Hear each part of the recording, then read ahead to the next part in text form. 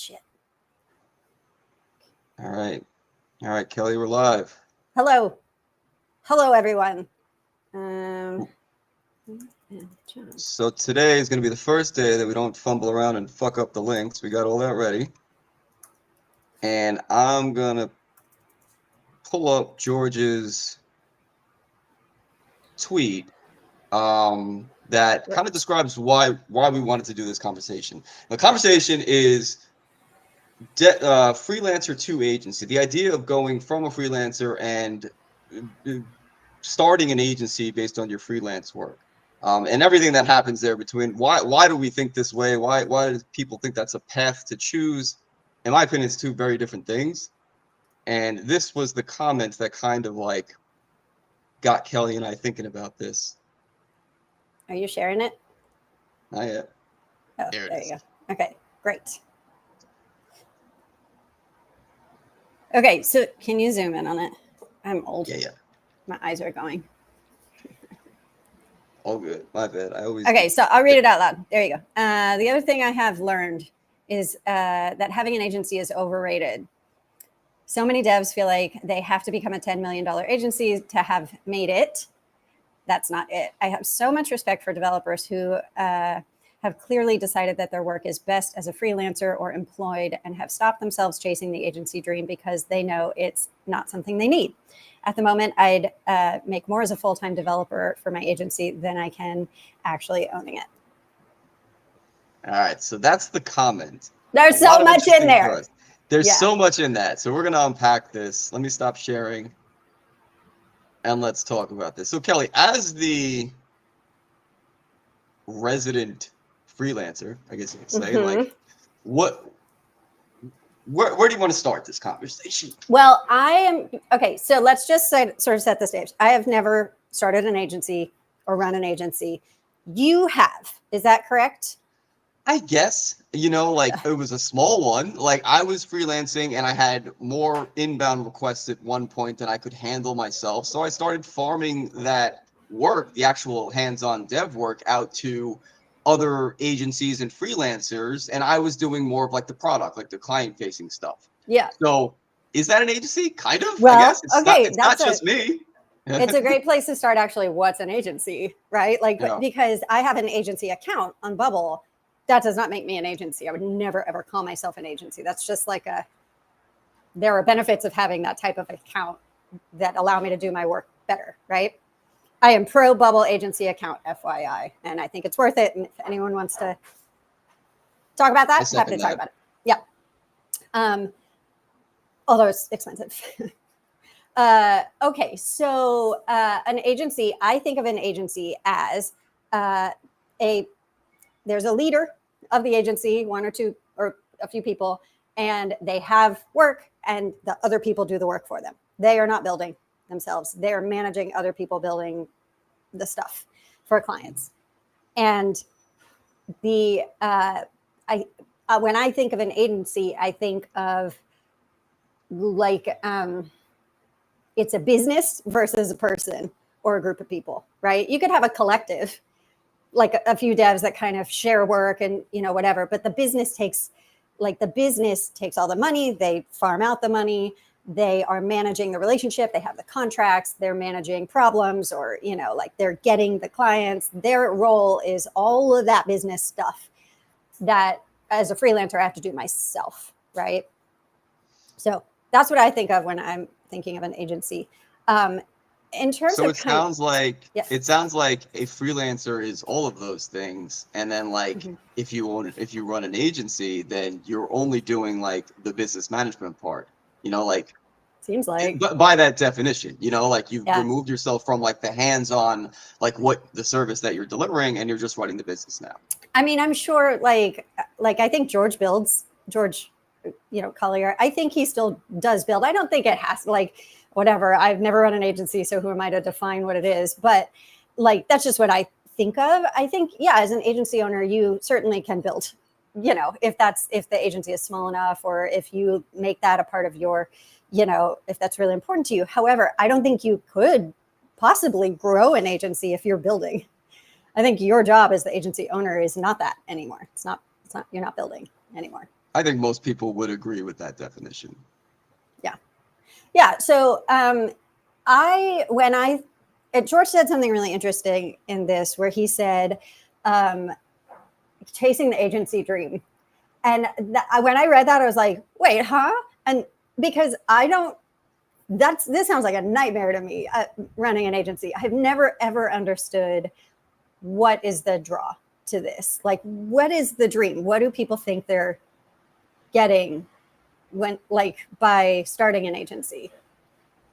For you, Yeah, it sounds like it was just more, you just had more work and you're like, oh, I could make a little cut on this work if I did have that mentality though, like, you did. agency is the next stepping stone from freelancing. Like, if I'm going to go this path, right? Like, I didn't mean to go into like do it for you development work in the first place anyway. That was kind of an accident and I did it out of necessity. But then once I started seeing like, oh, the people will pay me money to build them software. That was a novel idea to me. And then it's like, okay, well, what's the next step to this? And eventually my mind kind of shifted to, oh, well, I guess running a large agency, like AirDev was the biggest one at the time, and it is like the next progression in this path. Right? You just figure you can do more projects and you can have people working with you and you're not doing all the work yourself. So like it seemed like a natural progression at the time, but it's two very different things that I think what I didn't realize at the time was like I have no interest in running an agency. I have no interest being a freelancer anymore. But like why would like starting an agency fix the problem that I don't really want to do it for you dev work? Like it's such a stupid leap of logic that like, and it took me a long time to realize why I was so unhappy. So like that trying to explain the way that I went through that is like that's what I'm trying to get across. Yeah. I mean, I think it would be really easy to fall into it. Like, I have been in periods of time where I'm like, there's too much work. How do I get this done? Or I never thought to farm it out because I just don't trust anyone. Like, I trust no one to build under my name. Right. But the idea that having an agency or owning an agency,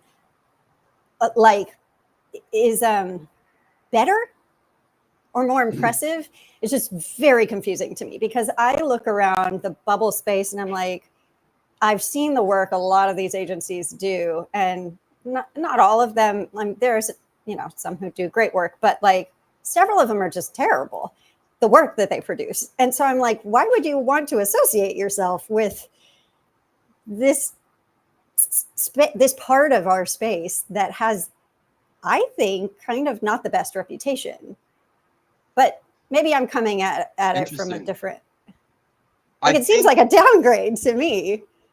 Interesting. Okay, so you see it as like the opposite. I think it's just like more of a business thing than a quality develop thing. It's like you're running a business, right? I'm not just this solo person doing my own thing, rowing my own boat. It's like you're a bit. I think there's like more of a prestige thing that people have in their head about it. It's like I run a business now. I think that's the that mentality. Is so. I mean, maybe I'm weird in thinking that, but I'm like, now you're just one of a bunch of agencies. Like, how is that? I don't know. I don't know. I mean, I think there are some upsides to. I think there are some tangible upsides to running an agency. For example, like there's an RFP system for agencies on Bubble. So if you are an agency, or if you have an agency account and you have certain level, gold or silver, I guess anyone can be in the RFP system. But basically, like, clients can come to that system, put out a RFP, a request for proposals. I think that's what RFP stands for. And then depending on where you fall in the spectrum of Bubble, like tiers or agency tiers, you get access to those. So it's like there's a stream of work that you would not have access to if you didn't have an agency account, right? Doesn't mean that you have to be an agency. Like I could have access to the RFP system because I pay for an agency account, right? But I think like it is easier to access that than to market yourself. So I think people might be like, oh, okay, well, there's a stream of leads that I wouldn't get if I wasn't an agency, right? Just, so you're saying that's why you think people sign up for the agency account specifically? I don't know. It's not why I did, but I think that, like, I'm just saying it's a benefit. If you're an agency, you have access to the RFP system. If you have an agency account, again, you don't have to actually be an agency, but I could see it being like, oh, if I build out a team and we're producing more work, and our developers are certified or whatever, and we get silver level status, then we have more work coming toward us than if it's just me, little old me, and I have to like somehow figure out how to get work. Right? I could see that being a draw. Sure. For sure. Yeah, it seems like the work, it seems like that's important. I mean, it seems like there would be less work to do for you, but I think anyone that has run any business is like, yeah, that's not what happens. You wind up with more work, and you wind up with people asking you 1,000 questions a day, and you're probably in more of a people management role than you thought you would be, right? Yes. I don't think people understand like how much of running a business is like, or at least let me say it differently. I don't think I understood how much it is more like communication stuff than anything else. So if you're not like down with just always communicating and just like over communicating what you're thinking and what needs to be done, and like, and that's, you're talking to 5 different stakeholders here. If that's not your jam, then you're gonna not be that happy doing this. Like, I think that's right. And I think, well, that sounds absolutely right to me. I feel like people don't think about, they think about like, what are the upsides, right? Okay, RFPs, sure. I think clients potentially, and I think this is debatable, like might trust an agency more than just a solo developer. I would love to dig into that. But, and I think also like a lot of people go into an agency model thinking, oh, I can farm out the work and then I just reap the rewards of that, and I can make money, passive money, which is now, okay, so my husband has run an agency in the podcasting space, and his agency became truly passive. He didn't have to do anything. He had his team, they executed the work, and all he did was pay them and make sure they were happy, right? Nice. It was a great setup, right? Now, there was a difference, and I wonder if this is a sort of a confusion here. Jeremy's agency, the work that they were doing was repetitive. There was very little decision making involved. It was like basically clients said, here's my episode for the week. They edited it. There was no like creative license there. They just, chopped off the ums and the ahs and the whatever, put in the ads, and then like whatever. There was a writer who summed up the episode, and that was your show notes, and put it on the website. And like, it was just a very structured process that no one had any questions about. And it was the same every week. Building software is like so much more complex than that. There are decisions every 2 minutes, like big, important decisions that you have to like think through. And, there's processes, quality, QA stuff, there's testing, all of that like is not simple. And so none of that's going to be passive. This type of agency will never be a passive work because there's too much creativity involved in it. So I think variability in the type of work that you're delivering, especially if you're dealing with first-time founders and new products. Like, I don't know how you systematize that. I just don't think it's possible.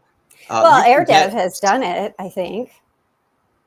I'm sure like all the agencies that are out there have gotten a lot further with this than I can, and they, probably have some systems in place. But I think you're always kind of deciding whether to trade off this templatized, like what you're getting with the quality of work that you're delivering, and like the price point that people are willing to pay for it, and like, no, I don't really want to have to think about all that, I think if I was going to go back to like freelancing full time, I would find a very specific niche that hopefully a lot of other developers don't want to deal with, and just do that thing. Like, I don't want to be customer facing in a freelance capacity. I want to like, hey, John, I got this thing that I need you to do your thing here. I know I'm going to be able to get that done in 3 hours or whatever. This is my rate. We both know it's fair, whatever. Like that to me would be like an ideal freelancing. And I never got to that. I never figured out what that thing was or who needed it, which probably would have kept me on that path a little longer if I did. Yeah. Yeah. I think we could definitely talk a lot about like how you could structure a freelance kind of career to make it sustainable. You know, I mean, outside of agency work, right? What drew you to freelancing in the first place? I want to just travel. I mean, I've been freelancing for like 12 years now or something, you know, and I wanted to travel, and I thought that's how you can, if you just work for yourself, you know, my boss, when I decided to start traveling, nomading, I told my boss, I was like, you know, I could do my job from anywhere. Do you want me to, like, I'm going to leave New York and go. Do you want me to keep doing my job? And he was like, sure, that sounds good. And then he pulled back on it. He was like, never mind, that's not going to work. So I was like, I guess I got to work for myself then. Like, and I knew that was a thing that people did, freelancing. So I just did it because I wanted to structure my life that way. It wasn't that it drew, I wasn't ever like, I want to be a freelancer. Yeah. I was happy having a job, you know, back then. So for you, it was more like the motivator was like the travel. I want to be able to just like go where I want to go, work from where I want to, and I don't want anyone telling me otherwise, right? I think that's like why a lot of people are drawn to this. It's the word that I always come back to is autonomy. I'm not really after like making like a ton of money if I'm doing this. I'm more after the mobility and the autonomy that you think comes with working for yourself. Right. And we've talked about the fact that like that is a little bit of a myth. There is some, but like your time gets eaten up pretty quickly. And yeah, sure, you don't have a boss like necessarily in like the, you know, employee sense, but like you got 5 customers to manage. Those are your bosses. You know, they're the ones paying you now. Here's the funny thing. Okay, so if you have a job and you're like, I want to work for myself, right? Maybe you start a freelance thing, right? And you're doing that and you're like, yeah, but like I still have to like, I don't know, be on my client's schedule, and maybe I don't want to do this much work, and I want to like have other people do it for me, and I can whatever. Then you're just on like 5 or 10 clients, but you know, you still have a boss, but now you have 10 bosses. And you're probably, I'm guessing, if you're an agency, doing a lot more calls than you're doing all the crap that you hated as a freelancer. That's your whole job now. You know, like where you're like, I just want to build and not have to deal with all the bullshit. You just made your job the bullshit. That is your job now. As an or like the owner. sales and marketing part, you know, like, do you love sales and marketing? Like, if you do, you're gonna do all right. Yeah, great. Yeah. I mean, that's what's so interesting to me about like developers becoming agency owners. I'm like, typically developers are not so great at the marketing part or the people part or the whatever. And then they're just like, yeah, give me all that. Now that's what I'm going to be doing all day long, every day. And then they get into it and just hate it. Like genuinely hate it. I know so many agency owners who just hate their jobs.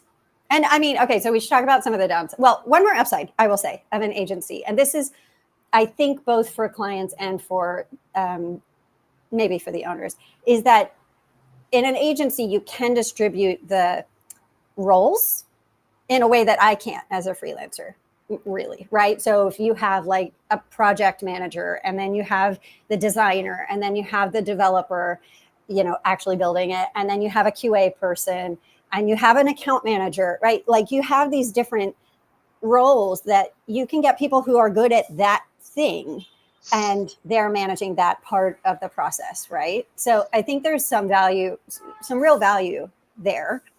I think the challenge is how are you going to find someone who's good at all of those? Like there can't be a break in that chain. There can't be a weak point in there.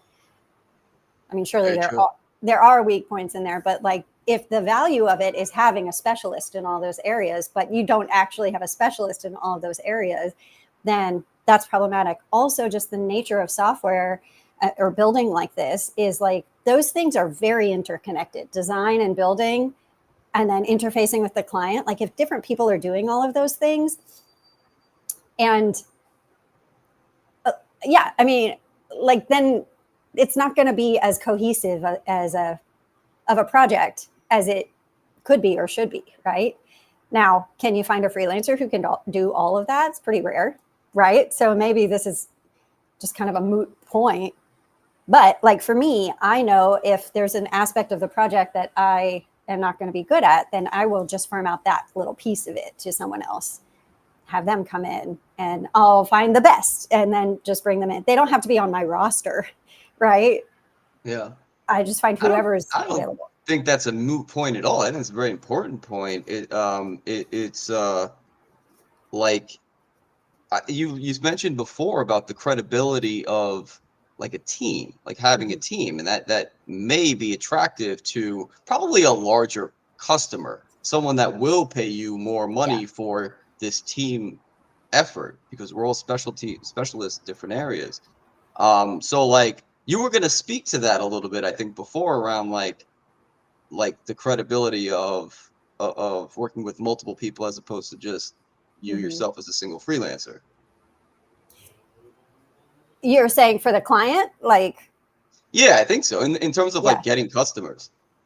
Yeah. Oh, yeah. I could see a client, like it depends on the client, right? Like if you're an individual and this is intimidating, I think it makes sense for you to go like, oh, here's a business and that's what they do. And they have a team and they're experienced and like, I can trust them. And, you know, like they're on Bubble's website as an agency, like I can't fail here, right? I'm going to put my money into a trustworthy thing. Makes sense. Like, I don't know, like I would probably, maybe this is bad. I'm trying to think of an analogy where you would like buy a thing from a business that does that thing versus a random individual who purports to make that thing, right? Yeah. It makes sense why you would go like, I will buy from a business, right? The other thing that I think that like would be appealing to a client is the longevity, or the sort of like, what am I saying? Like, let's say you hire an agency to build and they can also maintain the thing. And then you just don't have to think about it. You outsource all of that and you're just continually paying. And yeah, sure, maybe there's turnover within the agency, but they are responsible for that. You have a contract with them and you know that they're going to fix stuff if it breaks or whatever. Like you can just, it's reliable. It's a reliable partner. Versus like if John gets sick, none of my dev work is getting done, right? Yeah. Exactly. Or if I'm like, I quit doing this, sorry, bye. Like then you're just screwed, right? So like I could totally see that being a major selling point as a customer, you know. That was a big fear of mine, and kind of feeling when I was freelancing and kind of being locked into projects, because I'm like, this person has no interest in learning how to do this work or even like the basic stuff. So I was like, am I ever going to be able to leave? And like, it's kind of like, whose responsibility is that? I think that I handled it the best that I could. And I like introduced them to a few other agencies and freelancers that I knew. And like, you know, they get to choose who they work with. But it was tough for me to come to the thing like, yo, I'm done. I'm not doing this anymore. Yeah. You got to figure this out. Like, it was tough for me to get to that. But I got there. Yeah. Well, it's a lot easier when you go, I took a job. I just literally don't have the time to do this anymore, versus like, yeah, it's still freelancing. I just don't want to work with you. Yes, exactly. It's so hard. Yeah. I mean, that's why I've been building, like did the event for founders to, you know, hire developers. And, you know, it's exactly why I did that, because I wanted to be able to say, oh, I have someone who's great for you here, you know, and that was a big challenge for me before. Okay, so in terms of the downsides of running an agency or hiring an agency, I think a big one that people don't think about enough is that you're not building anymore. And we already kind of talked about that, but like as the owner, like suddenly the work that you enjoyed doing and, you know, like the whole process, like you're just not doing really much of that anymore, I think, depending on the size of your agency. And I think like people should spend time thinking about that. Like, do I want to not be building? Do I want to be out of the editor? I was interesting as I was talking my hobbies. Tell us about your hobbies, I Kelly. don't have any hobbies. This is my hobby. I lost my train of thought. Sorry, that's a weird question. Sure you are. I mean, happy to tell you about my hobbies, I guess, but maybe another live stream. Oh, I know what it was. So I was talking to an agency owner a couple years ago, and he was asking me how he was trying to like build something for himself, and he hadn't been building for a while. He was just running his agency, whatever. And he was asking me how to do something, and I realized it was a newish feature in Bubble. It was something, I think it was about the responsive engine or something like that. And he was like, wait, what do you mean? Like, he didn't know that Bubble had that capability because he had not opened the editor in like 2 years. And so it was an interesting thing because I was like, oh, fascinating. You are selling this product and you know, like bringing clients into it. And you actually are so far away from the platform now that like you don't even know what it is. And I don't know how you would be in the platform all day or even that much when like you're managing stuff all day. It's kind of like how we all complain about how Bubble doesn't like who at Bubble actually uses Bubble outside of the Meta team, the little Bubble team. Like that's not their job anymore, or never was their job, right? To build in Bubble. So that's, I think your recommendation here is like to those that are freelancing and thinking about building a larger agency or building an agency out of that. It's like, think that if building is your thing, you're going to be doing a lot less of that. Like, maybe be aware none. of that. Maybe none. Probably none. If you're like doing a good job running a business, definitely none. Yeah. That's exactly. One of the other things is that like financially, I think there's an assumption that like you'll make more as an agency owner. And this is what George pointed out in his tweet. Like he would make more working for himself than he does being himself. That part of that comment. It is so true. Like as soon as you have to start paying people, you're going to make like 30% of what you were previously making 100% on. Yep. I mean, there's so many expenses in your time and like now you're not making an hourly rate anymore. You're just taking the cut of the projects, whatever your cut is, right? And your cut has to also cover expenses and, you know, plan for example, let's say you have paid your developer to do something. I don't know how like those contracts work. You pay them, let's say upfront for something and they don't deliver. I doubt that is very common, but then you got to hire someone else to do it or you have to do it yourself. Like now you're paying double, like you need a cushion, I guess is what I'm saying. So like, you can't just spend all the money every month. You need like a contingency bucket of money in case something crazy happens that you have to deal with. Right. Yeah. So I think the margins are really, really tricky for an agency. They need to be large enough to account for all of that stuff. And that's really hard to do, especially in our space where people believe that this should be cheaper, that building on Bubble should be like the cheap option. Yeah. I think there's a ceiling to what many companies will pay, you know. I also saw a tweet from Zubair the other day where he was saying like he's doing both AI coding tools and Bubble now. So he's kind of moved into that, and he was explaining like why he was doing that. And you know, like I wonder how much different it's gonna, like, do you deliver faster? Like I'm curious to know after he's like running this model for a few months, like is there a real difference in how you deliver these projects now that you're using an AI coding tool? I have no idea. I'm curious. Like, but maybe that makes it more efficient for him to like charge more, or like, you know, like maybe the margin that helps with the margin, like you were just saying. Like, I'm curious about that. Yeah. I mean, I think like, I don't know anything about the AI stuff. What I can say is like with Bubble, how many times on a project have you been like, all right, I'm chugging along. And then you hit a bug or you hit limitation or something, and you're like, oh crap, now I have to figure that out, and it's going to take 10 hours, right? And it just like, well, if you have quoted you're a client a flat rate, then, well, you have to eat that cost because you promised you would deliver something, and now you can't deliver it within that budget. So now, because you had a contract, it's on you, right? So I think that, like, I don't know, either AI or bubble, there's always these sort of like contingency things that you have to account for, and you have to build it into the budget. Yeah. I don't know, man. Another kind of downside, I think, of running an agency, which I think is not, people don't think about much, is finding talent, like finding people who will work for you at the rate you're willing to pay them, I think is probably the biggest challenge that I have heard. 100% the worst problem that any Yeah. agency will face is finding reliable, what they're willing to work for pay wise, and like, yeah, that is no doubt in my mind the hardest challenge for any agency.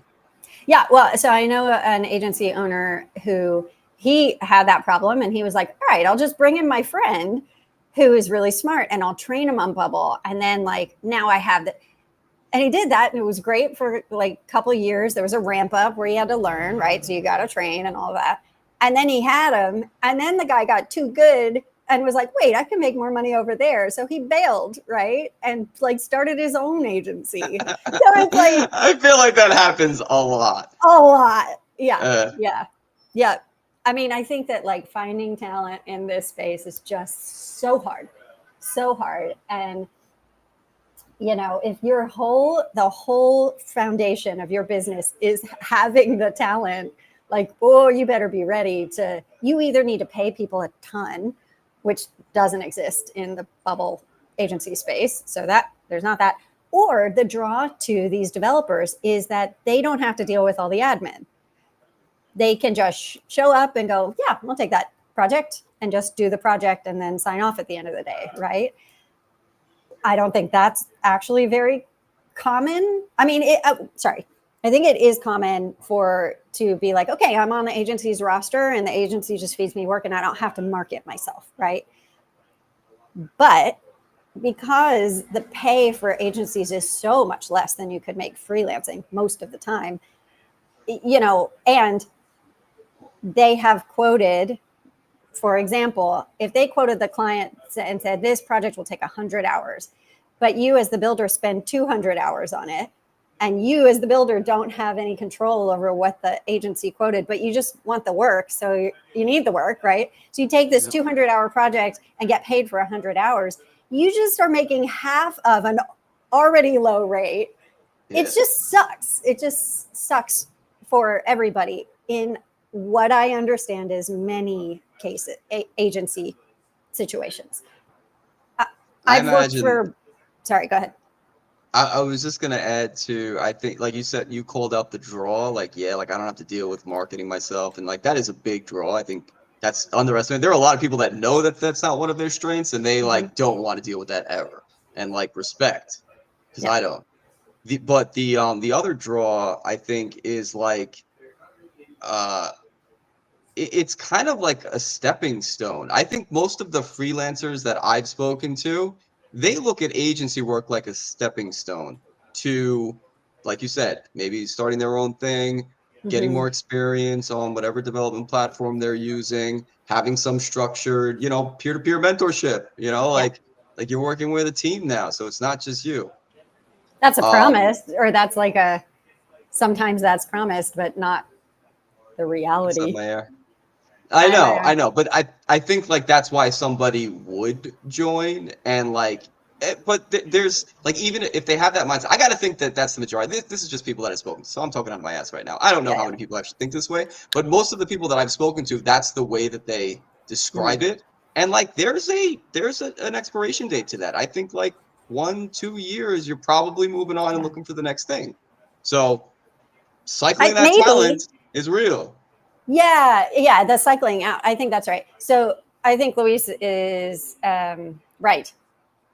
I think that my perspective on the pay is different than Luis's in Brazil, right? So like might be different than his perspective on it. What I have seen with agencies like AirDev or what I understand anyway, many agencies is that the pay rate for developers hovers somewhere around $50 US an hour. That's my understanding, right? Now, if you are in Brazil or in India, like that's a great hourly rate. I'm not actually sure in Brazil if that's a great hourly rate, right? But in some parts of the world, $50 an hour, great, right? No problem. So that wouldn't be like the downside for me is that because I'm American and all these other things involved in that, like I can charge more than that on my own, right? Where you live definitely matters, right? I live in huge. New York City. I live in one of the most expensive places in the US. I can't charge $50 an hour for freelance work and like expect to live off of that. So like, yeah, like there are location things to consider too when you're considering this choice. But like, I mean, the to Louise's question here, Kelly, it sounds like you've seen 50 kind of like as an average. I think we've seen JJ Englert actually posted that. Maybe we could pull that up. Let me see if I can find that in a second. Yeah, where he had all the average salaries of what freelancers and employees and people were making. Runs the gamut. Yeah, it's all over the place. I mean, I was charging 125 at the end, 125 an hour towards the end of my freelancing. Of course, I underpriced myself at the beginning, like everybody does, and then like, and then gradually like worked that rate up. And I was surprised that not a lot of people said much of it when I raised it. Like, it wasn't that big of a, like a problem for it. I thought I was so scared to do it, but like once I did it, everyone was like, "Yeah, whatever, I'm good." I'm like, I'm gonna be charging this the whole time. yeah. I mean, but again, I think it's harder. Like depending on where you're from and where you are, like what clients are willing to pay. That's just a fact of reality, I think. But yeah, I mean, I remember when I first started at Bubble and I found minimum studio, and I was just like enamored with. I wanted to work for them so bad, and then I realized that the pay was actually very good for for the Bubble space. It was still much less than I had been charging for my freelance design work for years, and so I was like, oh, interesting. Like, I guess it's just lower in the Bubble world. And then I realized, no, it's just working for an agency. It's much lower. Agencies. Yeah. They have to worry about their margins. It's really true. Let me see. Keep talking, Kelly. I want to see if I could find that JJ's thing. We can talk about that. Let me see what else I had written down here. Oh, yeah. In terms of the financial part of this also, like the agency owner, this is something that like I've heard more and more people talking about as I've talked to them about, like agency owners talking about this, is that they feel responsible for their team's livelihoods. If they're running an agency where they have like more consistent team, it's not just a revolving door of whoever's available, right? That, they have like Matt from Rapid Dev. He's got a team of, I don't know, 40 developers or something like that. And he feels responsible for them.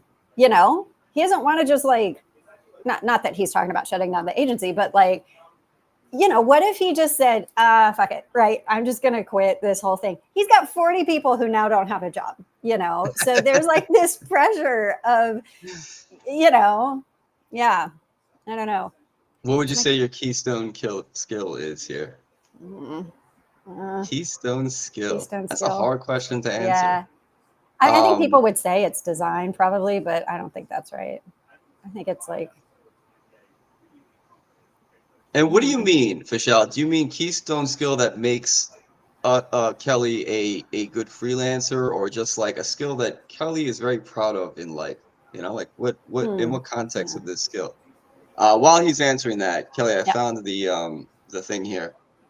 Let me share my screen again. It's the stage. So how much to Bubble? This is specific to Bubble developers, right? So like let's keep this in context. But I think I gotta think that across the board, development work is paying relatively the same, in Mm-hmm. terms of like, at least in terms of freelancing and agency work, right? Within those boundaries. I'm sure that the companies are all over the place. They're paying people probably higher. Okay, first of all, who in hell is charging $1,000 an hour? That's probably JJ. I don't know. I don't know who that Yeah, he is. just put himself at the end there. Yeah. Okay. Nobody's charging that. Whoever put That's that is crazy. like just not. And so that screws up the median hourly rate, right? No, average median is different. Median is literally in the middle. Average is the average. Yeah. So if you took out that $1,000 at the end there and you just had everything else in that graph, like the median hourly rate is probably 50. Yeah, Michael. Yeah. Are you $1,000? Is that you? He said he's got a updated based on this info. I feel like this, and I'd like to see. He used to have a breakdown of like, oh, they're here. Yeah. Here you go. Senior bubble developer, 1 year's remote, no equity, total compensation, freelancer. Like I'd like to know who here is like employed by a company, but I'm guessing that most of these people are like freelancers or working for an agency, because it's just easier to find that work than it is to find like a full-time dev job in this space anyway. So like we're seeing 50 here, 50, 65, 30. It's crazy when I see someone 7 years, $50 an hour, 20 years, $96 an hour. 39 years. I don't know. I guess we can find out where that 1,000 is coming from if we look through this, right? That was the very top one, I think. Was it? I missed it. Yeah, I think it was the very first one. Oh, yeah, he's got them in order here. 1 year, I mean, whoever that is just 4/12/25. I'd like to hear that story. Yeah. Yeah. Not saying that it's wrong. I just would like to understand. I am. I'm saying it's wrong. Nobody's saying that. That's stupid. Yeah. So I think like, $50 to $100 is sort of a general range of, with certainly some outliers, right? Right.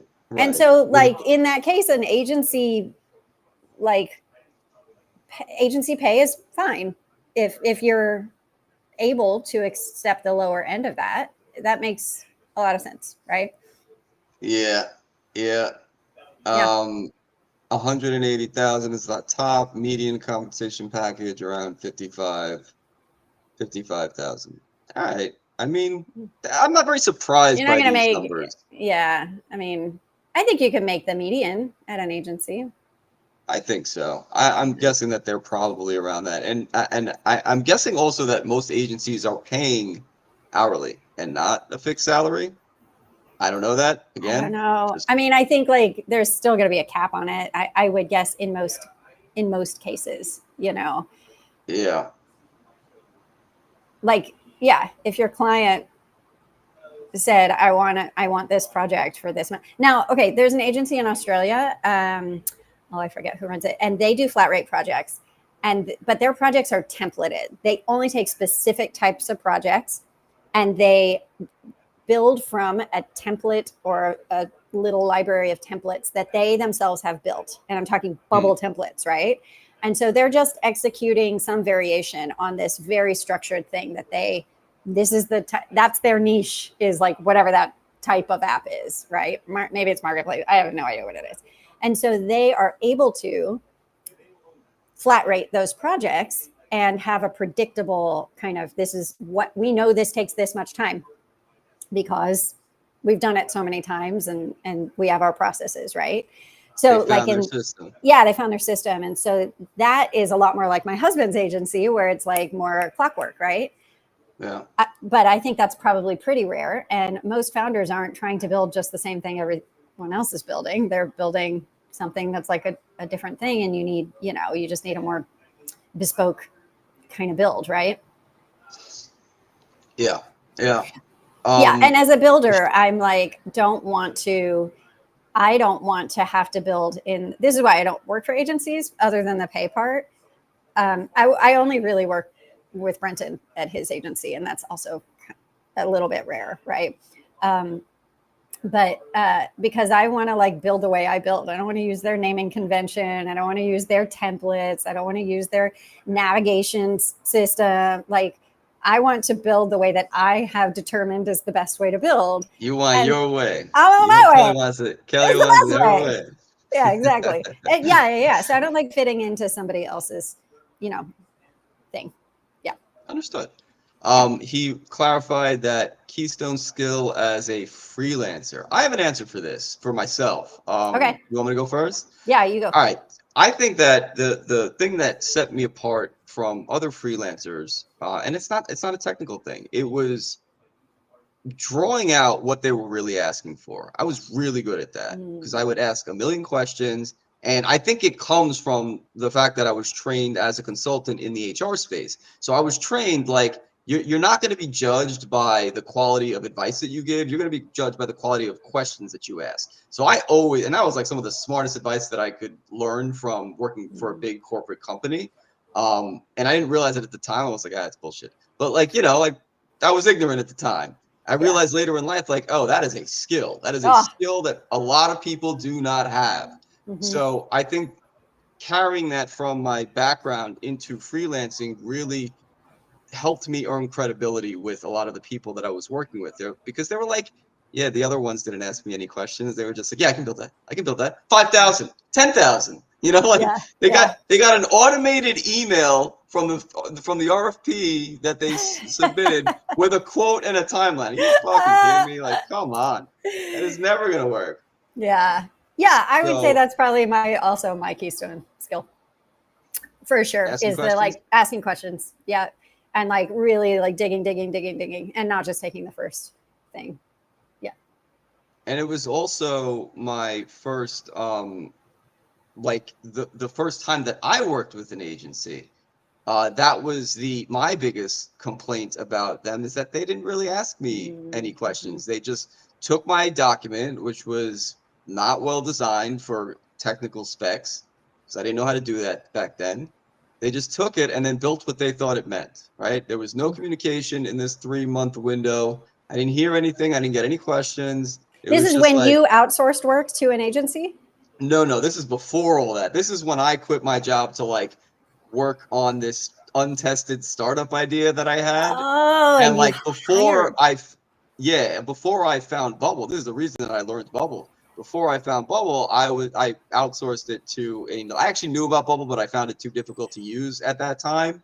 But like, this is like 2017, I think. Yeah. So like, I went to them, and then 3 months of that led me back to learning how to do development myself, because like not having control of your project was the worst feeling of that. So I'm like, no, you need to put some work in here to understand how to build this if you really want to take this seriously. Man, that's so interesting. I mean, I think like that skill in itself is so crucial. And if you have an agency where like you don't have like a real professional doing that part of that's the foundational part of the project, is those questions. And so if you don't have someone on your team who like cares about that and is good at it, and also understands what Bubble can do, then like you're going to fail that client if you don't have that. And if you are hiring developers expecting them to have that skill, well, you got to make sure they have that skill, you know, and the developers who really. I feel like you could tease that out pretty quickly. Like, are they just saying yes to everything? Because that's a big red flag. Yeah. Yeah. But you don't know to look for that. That's the problem. When you're doing this for the first time, you go into a freelance, you don't know to do that. I didn't know to do that. I had to get burned before I realized, like, oh, that's what happened there. It's I put it on myself mostly. I put like 80% of it on myself. Sure. For like just not looking into the way to engage this kind of service. Yeah. But yeah, it was an expensive life lesson, but it was a lesson and changed the trajectory of my career, certainly.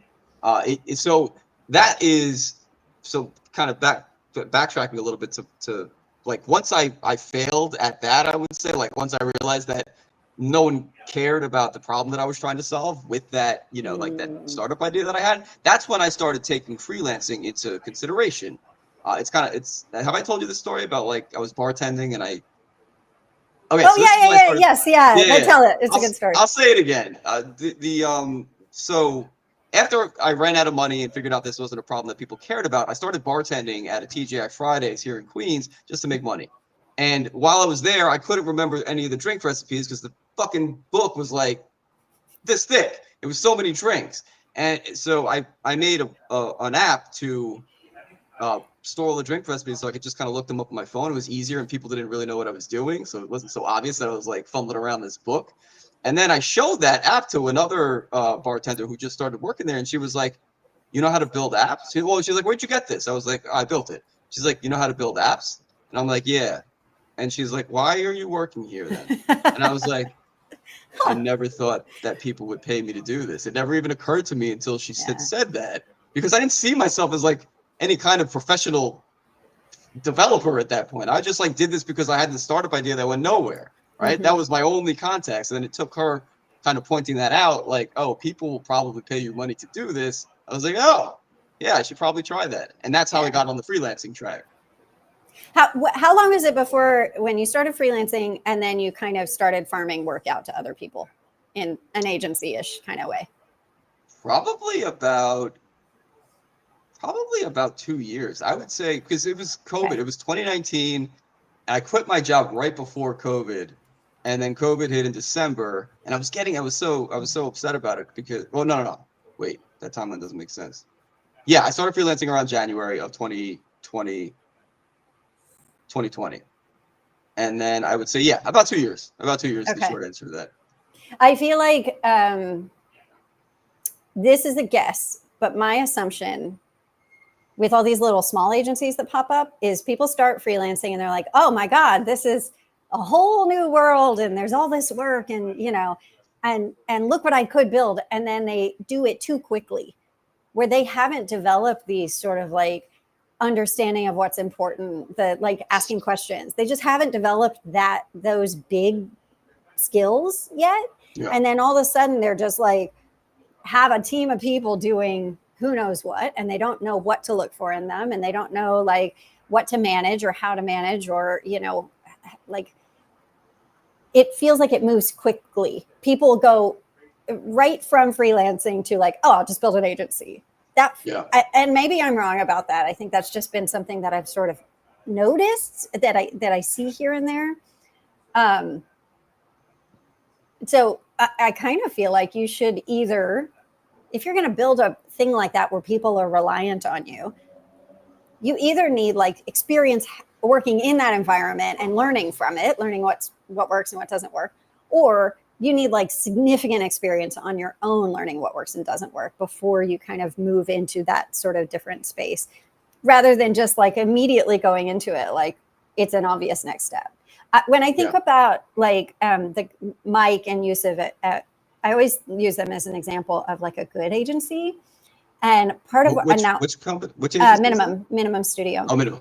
They're not on Bubble anymore. They moved to AI stuff. But I got to know those guys, and they really genuinely cared about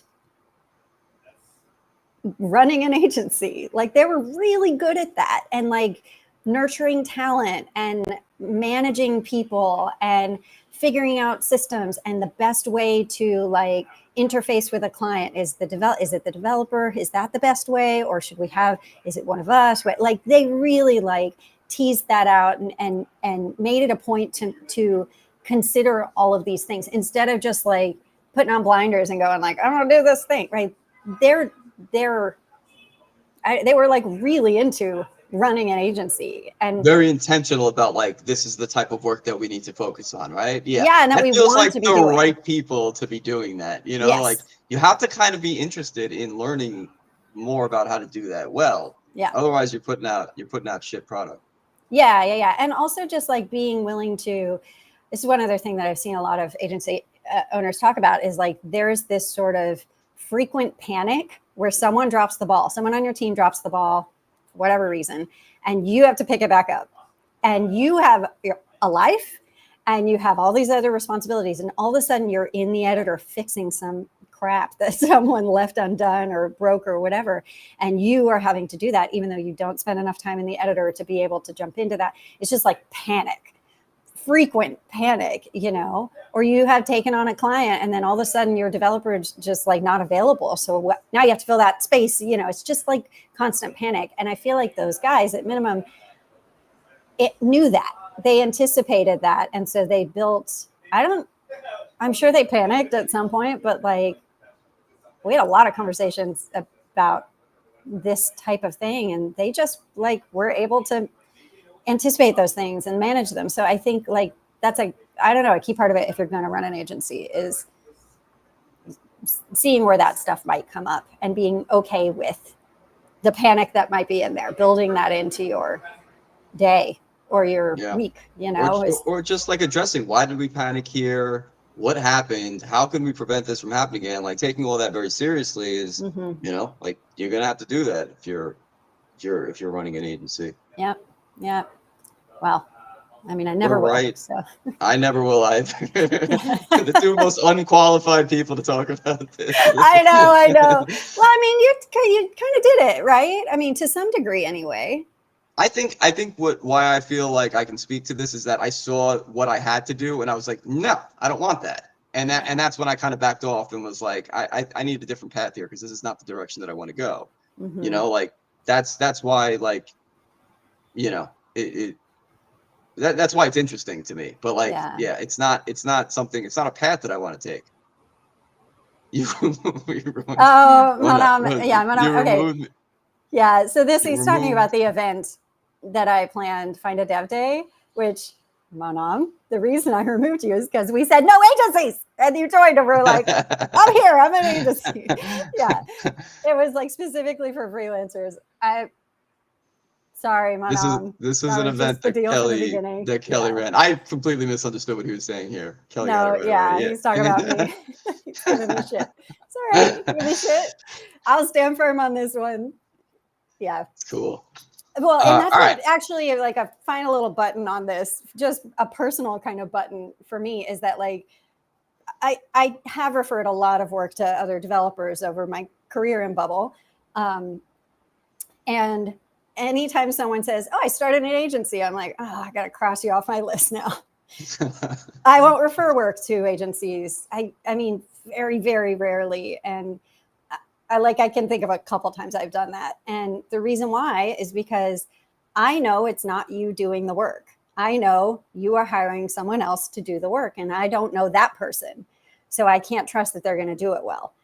And I know probably, you know, you're not set up to run you, whoever I'm talking about. Like when I ask why they're running an agency all of a sudden, their answer is not satisfying to me. It's not like, oh, I really want to like develop talent and manage people and do admin all day. Like, you know, it's one of all these things assumptions that we just talked about. And so I go, well, that's not going to be a good experience for any client.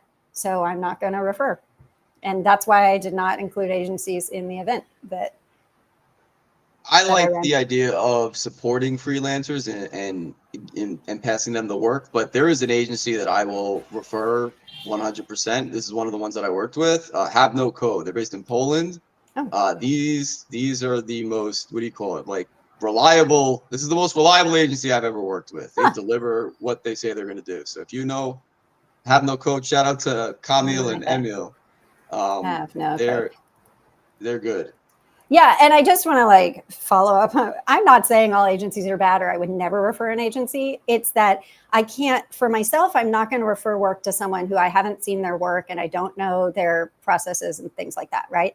And so when like, as soon as you run an agency, there's no way for me to know that anymore unless I have worked with you. In your case, you've worked with them. And so you know their work. Right. So I'm sure there are many great agencies out there. It's just, okay, then I would need to see the work. Monon's giving you shit still. Do you know your flight pilot when you're traveling on an airplane? You have to trust a company. Well, sure, but come on. There's so many like guardrails in place for a pilot. A pilot, you have to do schooling and you have to be like the FAA is managing all that, or I don't know, around the world. Okay. Sure. I like that we're catching. I like that we're catching shit today. This is fun. Yeah, I will also say that was my event. I get to say who gets to participate. If you want to run that event, go for it, and you make it all agencies all day long, and I will support you in that. Go for it. All right, Kelly. Is there anything else to say about this topic? Nah, we beat it to death. Right, I think we're done. All right. All right. I'll catch you all next week. Oh, well, next actually, no, week. 2 weeks. You're in Poland or you're somewhere, so no live stream next week. Yeah, 2 weeks. 2 weeks. All right. We'll see y'all later in a fortnight.